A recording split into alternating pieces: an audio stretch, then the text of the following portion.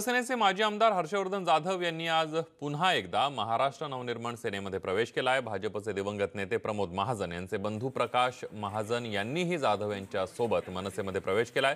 शिवसेनेचे नांदेडचे माजी जिल्हाप्रमुख प्रकाश कौटके आणि सेनेचे माजी शहर प्रमुख सुहास दसरथे यांनी सुद्धा मनसेची वाट धरली आहे। उद्याच्या मोर्चाआधी मनसेमध्ये मराठवाड्यातून हे मोठं इनकमिंग झालंय।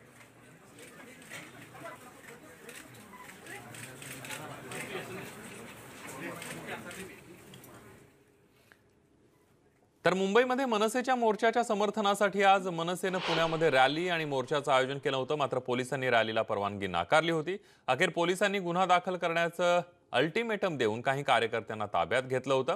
त्यानंतर पोलिसांशी झालेल्या चर्चेनंतर अखेर रॅली रद्द करून दगडूशेठला आरती करून उद्याच्या मुंबईच्या मोर्चात सहभागी होण्याचं आवाहन करणार असल्याचं शहराध्यक्षांनी स्पष्ट केलं।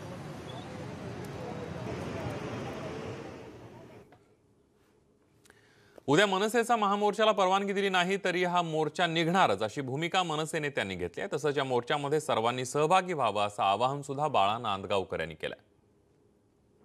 त्या ठिकाणी मोर्चा होणार आहे, अडचण आम्हाला कुठलीच वाटत नाही। पोलिसांच्या ज्या काही अटी शर्ती आहेत त्या अटी शर्तींच्या अधीन राहून आम्ही हा मोर्चा यशस्वी करण्याचा प्रामाणिकपणे प्रयत्न करतो। काही मनसे नेत्यांना नोटीस बजावल्या काय हरकत नाही, हे आम्हाला काही नवीन नाही आहे। जिथं पक्षाच्या प्रमुखांवरती 100 पेक्षा जास्त कोर्टाच्या केसेस आहेत आणि त्याच्यामुळे कार्यकर्ता आमचा नेहमी तयार असतो पक्षासाठी आणि महाराष्ट्रासाठी देशहितासाठी कुठलीही तयारी त्याची असते। मोर्चा होणार, बिलकुल मोर्चा होणार, तो जोरात होणार, तुम्हाला आनंद वाटेल।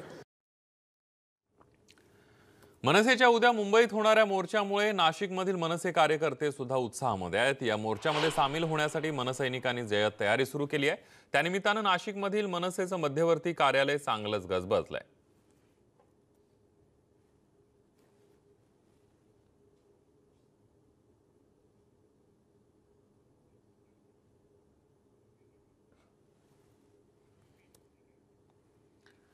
पाकिस्तान आणि बांगलादेशातील घुसखोरांविरोधात मनसेनं दंड थोपटली आहे। हाच मुद्दा घेऊन मनसे मुंबईत मोर्चा काढणार आहे। मात्र त्यापूर्वी मनसेनं प्रसिद्ध केलेल्या व्हिडिओमध्ये मनसेचा आक्रमक पवित्रा पाहायला मिळतोय। हे सगळ्यांचे अड्डे झालेले आहेत महाराष्ट्रामध्ये आणि ह्यांचे जे मोल्ले आणि अड्डे उभे राहत आहेत ना, याचा त्रास होणार आहे भविष्यात आपल्याला। येत्या रविवारी मुंबईमध्ये मनसे महामोर्चा काढणार आहे। त्याची जोरदार तयारी मनसेने केली असून सोशल मीडियावर एक व्हिडिओ देखील प्रसिद्ध करण्यात आलाय।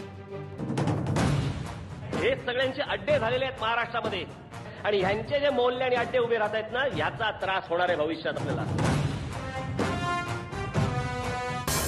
या व्हिडिओमध्ये मनसेनं अत्यंत आक्रमक भाषा वापरली आहे। भारत माझा देश आहे, पाकिस्तानी आणि बांगलादेशी घुसखोरांचा नाही असा संदेश या व्हिडिओच्या शेवटी देण्यात आलाय। तसंच घुसखोरांचा उल्लेखही वाळवी म्हणून करण्यात आलाय।